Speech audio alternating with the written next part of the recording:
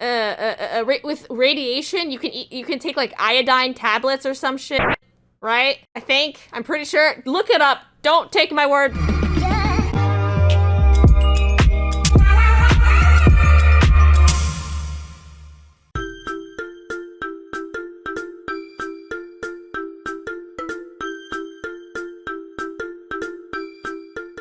Legal.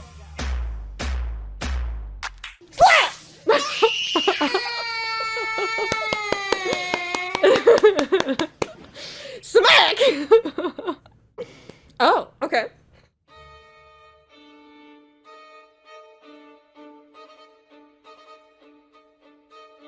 Funny to serious, real fast. Funny to serious, okay.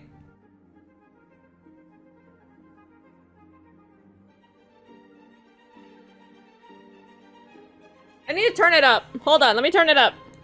I've covered 2 out of 4 of the International Nuclear Event Scale Level 5 incidents on this channel. One of the 2 left is very well known and will be a future video.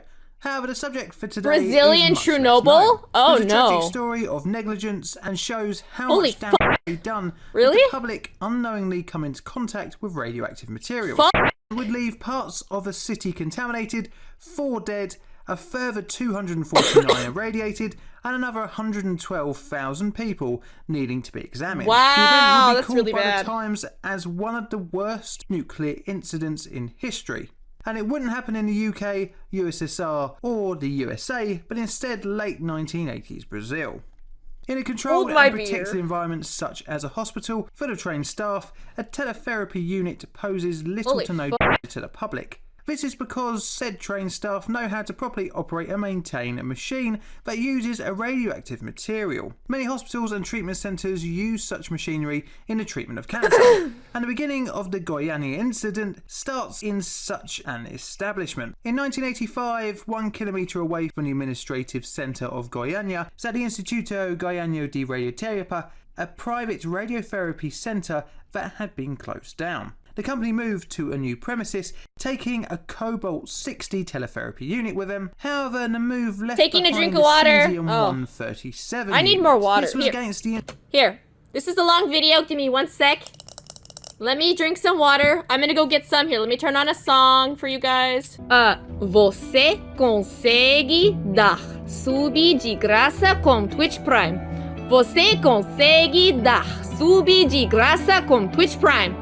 There you go. All right, let's keep watching stuff. Let's keep watching fun stuff. Oh, actually, this isn't fun. This is sad. This is radiation. Radiation bad.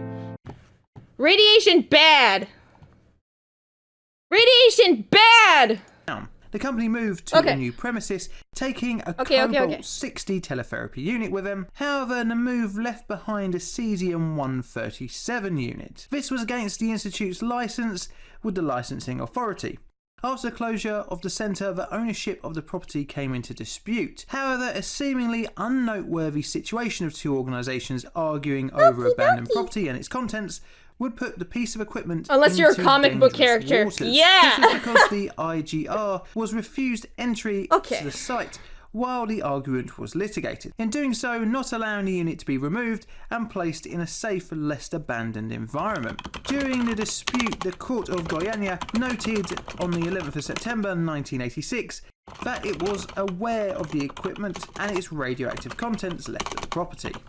Due to the lack of entry granted to IGR owner Carlos Figueiredo in 1987 to retrieve items left in the abandoned property. After the abandonment of the building, it became partially demolished, leaving the teletherapy unit unsecured. The sorry state of the property led to vagrants regularly entering to search for scrap materials to sell and for shelter.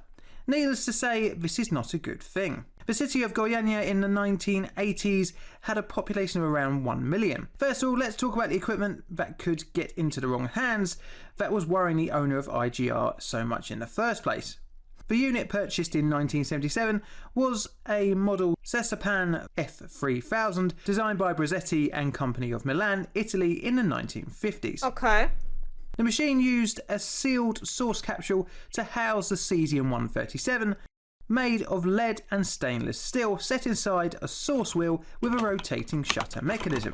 To provide a beam for use, the shutter was turned electrically to align the source capsule with the radiation aperture. To be Okay. fail-safe, the mechanism used a spring to return the shutter to its off position after exposure, or in the case of a power failure. The whole assembly was designed to be able to be dismantled, but only with specialist tools. The source was thought to have been manufactured at the Oak Ridge National Laboratory in around 1970.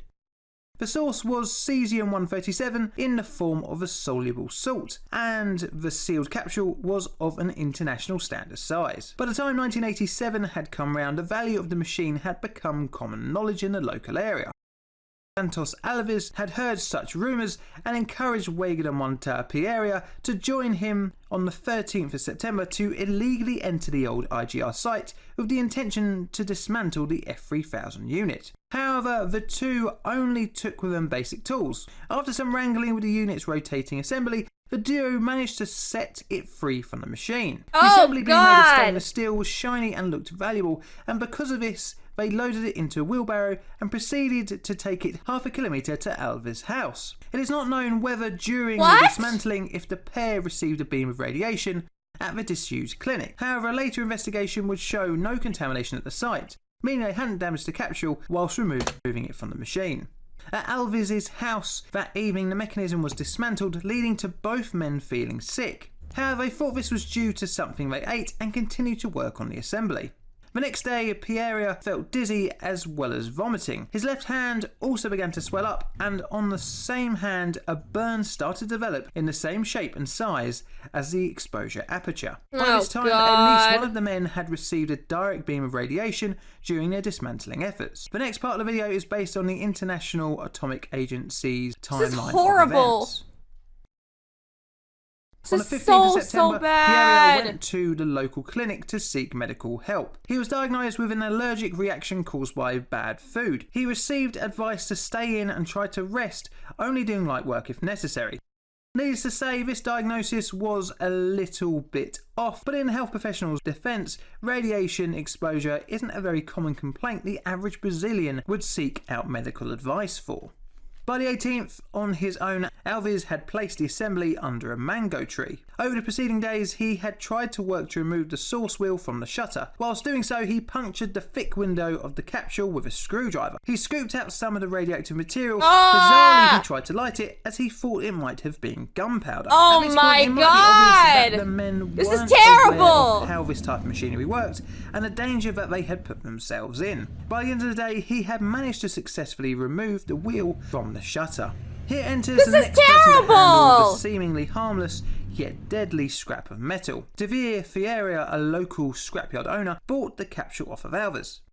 Later on in the evening, he found the puncture left by Alves showing an eerie glow. Thinking that it must be valuable or possibly ghostly, Ferreira took it from the yard into his home to show his family. Oh my god! Wife, Gabriella, examined the strange item. For 3 days, Ferreira invited friends and neighbours over to look at the source. Oh my god! On the 21st, Devere and a friend managed. This just keeps getting worse. This just keeps getting worse. It just keeps getting worse. To exhume rice-sized grains of cesium-137. However, they quickly turned to powder. After this, both Devere Ferreira and his friend gave out the powder to friends and family. They were unknowingly spreading a deadly contaminant amongst their community. Even scarier is that some of the recipients of the powder added it to their skin, using it as a glitter. Over the coming days, Devere's wife started to show similar symptoms to Pierre. This is so bad! After a visit to the doctor, resulted in a diagnosis of allergy caused by some dodgy food. Obviously, again, this was a fatal misunderstanding of the patient's complaints. By the 23rd, Gabriella was sent home to rest and was joined by her mother to help her recover. On the 23rd, Devere's brother Ivo received some of the powder and took it to his house down the road. Ivo placed the mysterious powder on the floor and his daughter, Lidi, plays with it, putting it on her skin. With contaminated hands, she ate a sandwich, unknowingly consuming some of the sauce. No! Now she's eaten it! Oh, it's already poisonous and potent enough it can go through cells and atoms, correct? Pretty sure radiation can go through atoms, and one of the only things that helps block it is iron, correct? It's lead? Is it lead or iron? Is it lead? Lead. Steel? No, it's not steel. I know it's not steel. Lead? Okay, so lead. Lead blocks some radiation, but it doesn't block all of it. It completely fucks it and melts it, basically. Just right? Right? Ah, this is so bad! This is so fucking bad! This is so bad! Oh my god, this is By the 23rd, Gabriella was sent home to rest and was joined by her mother to help her recover. On the 24th, Dever's brother Ivo received some of the powder and took it to his house down the road. Ivo placed the mysterious powder on the floor and his daughter, Lady, plays with it, putting it on her skin. With contaminated hands, she ate a sandwich, unknowingly consuming some of the sauce. Tragically, this would be over so bad! dose. By the 25th, scrap metal capsule changed hands once again to another scrapyard. Fun thing. It's not fun at all.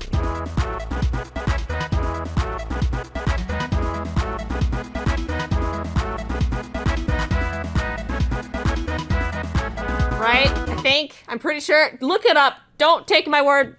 And a day later, more parts of the teletherapy so unit bad! were taken from the abandoned IGR site. Oh my god. Although what was taken was mainly scrap shielding. Now, with most of her family showing some signs of sickness since exposure to the powder, Gabriella collected up as much of the broken up capsule as she could from both scrapyards and put the pieces into a plastic bag. She then took a bus to Vigilancia Sanitaria on 16th Street on the 28th. Yeah, it's just a couple so of bad. people who were exposed were also taken to the Vigilancia Sanitaria. Initially, the health workers, confused by the symptoms of the group of people, thought the case of sickness was from a tropical disease. However, one of the doctors recognised some of the patient's lesions as a symptom of some kind of radiation exposure. One of the doctors also recognised some of the scrap metals Thank you for saying as you like my possibly from plushies. X-ray equipment. I love them they too, they're my thought favorites. extra investigation was needed and a medical physicist be sourced to test the mystery contents of the plane. When I'm nervous and I'm doing this, you'll know because I'm literally doing this and doing this.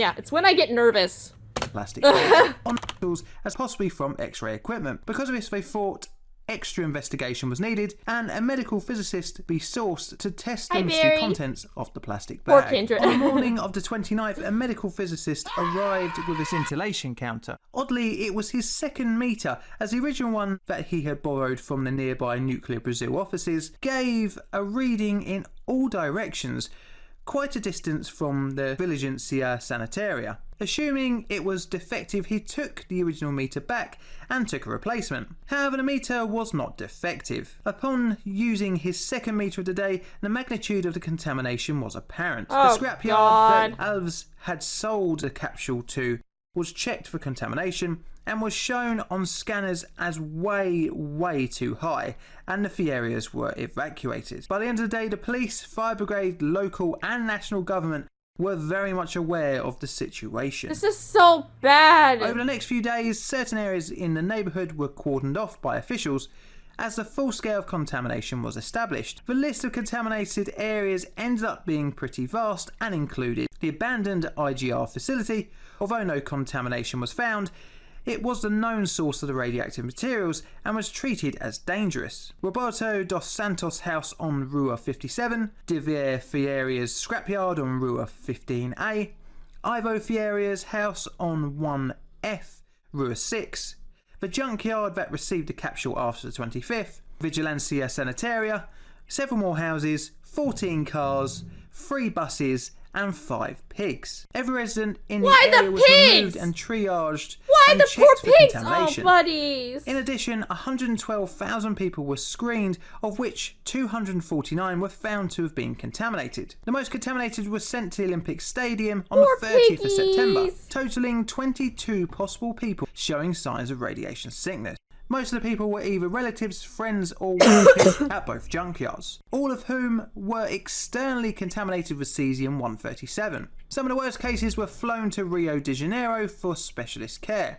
The IAEA investigation goes into great detail of the medical treatment for the victims, and if I covered all of this in this video, then it would be way too long. The report is really worth a read, and the link for it is in the description. We'll go to the victims later on in the video.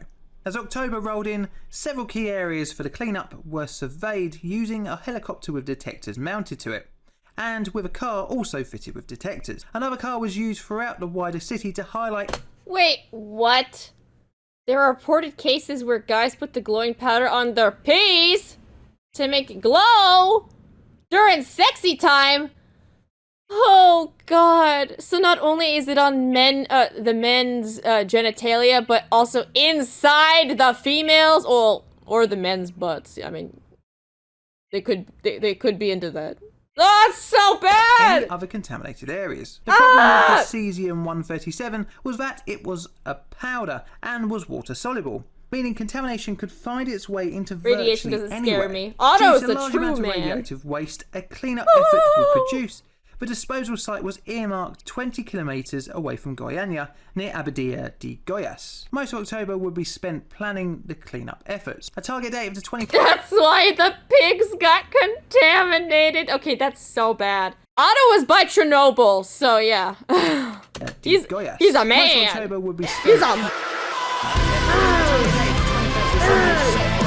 so that residents and workers could return home for Christmas. The cleanup team had a few tough weeks ahead. 250 technical staff supported by 300 workers headed up the main cleaning efforts. 7 houses were deemed too contaminated to rescue and were demolished with the rubble sent to the disposal site. In total, 85 houses were found to have some form of contamination present. Oh my These God. contaminated properties were dealt with first, as all the contents inside had to be removed and placed in an uncontaminated area for monitoring. Any safe items were wrapped in plastic, and any remaining items were either cleaned or disposed of. Everything from clothes, photos to toys had to be checked. Once all the items inside the house were checked, the entire property was vacuum cleaned to remove any contaminated dust. Any paint that was deemed to have been exposed was stripped off walls, and all floors were washed with an acid-based cleaning solution. The houses' roofs were jet washed, and 2 houses had to have their roofs completely removed due to the high levels of contamination. If any property had fruit-bearing plants, then the produce would be disposed of and all trees were pruned. A further 45 public places were contaminated in the area and received varying levels of clean-up efforts depending on the exposure. Topsoil in all of the contaminated areas was removed and placed in industrial drums for disposal. Varying depths of soil was removed depending on the radiation levels, and some 30mm of new topsoil was added. The worst area of contamination was the property that the capsule was originally punctured in, meaning cleanup crews could only work for a limited time at the epicentre. The site was the last to be decontaminated and was the biggest challenge. After weeks of 12-hour shifts, the December deadline was met for most of the major cleanup efforts. After Christmas, The scariest thing about radiation is you cannot see it. You just can't see it. In some cases, you'll see like a green glow or some kind of weird ghastly color in the sky, like in the air. But in general, you just can't see it. the affected areas were surveyed and any extra decontamination that was needed was undertaken. Just, in total, like, around 3,500 metres squared of waste was generated that was disposed of, with 275 lorry loads sent to the disposal site. The environmental cleanup efforts took up a lot of resources, and not all the contamination was stopped quick enough. However, the most tragic part of the event was the human cost. In all, 4 people lost their lives in the GOIANIA accident, and more would face lifelong injuries, both mental and physical. First victims were 6-year-old Lily and Gabriella on the 23rd of October. Next was 22-year-old Israel Baptista dos Santos. On the 27th, he had been exposed working at De Vere's scrapyard whilst trying to extract lead from the source capsule. So sad. Finally was 18-year-old Admilson Alves de Souza on the 28th, also an employee of De Vere Ferreira. His exposure was from working on the source as well. De Vere Ferreira survived the incident, although he received a very high dose of radiation. However, he would die in 1994 due to depression and a drinking problem. The GOIANIA incident shows how easy it was for an almost uncontrollable radiological accident to unfold. Sadly, the whole event was completely avoidable, as proper stewardship of a potentially dangerous piece of equipment would have never allowed the theft of the source in the first place, and the victims of the accident were completely unknowing of the dangers that they encountered. Teletherapy machines are vital in the fight against cancer and shows a great leap forward in patient treatment. Many lives are saved each year by the type of equipment involved in the GOIANIA incident, and it's sad that such a machine designed to save life ultimately ended for, although not the machine's fault, but the fault of poor management by its owners. Here's 3 the of the video. owners of the IGR were charged with criminal negligence, so sad. but were ultimately left off. However, they were ordered to pay a fine for the condition of the building that housed the machine. Hello everyone, and thank you very much for watching the video. This is just a quick Thank little you for plug. creating I've the just video. launched the Teespring storefront. So if you fancy having any one of these t-shirts that are now flashing up on the screen, then please go ahead and buy them. It helps out the channel. And to celebrate this, there is a 25% off discount code in the description. He's got a of the video. discount So code! thank you very much to my patrons listed here. If you'd like to become a Patreon for the Plainly Difficult He's got channel, Patreon check out the link too! for my Patreon page in the description as well. If you like the video, please leave a like. Leave Share a the video like. as well if you'd like to show your friends. I And always if like you the have any videos I like. suggestions for future videos or would like to discuss this video in particular, Always like the leave videos I comments like. in the Always. section below. And all I have to say is thank you very much for watching. Thank you. Tamo junto. 이 사랑은 불타는 My love is on fire Now burn baby burn 불타는 My love is on fire So don't play with me boy 불타는 To make it glow during sexy time.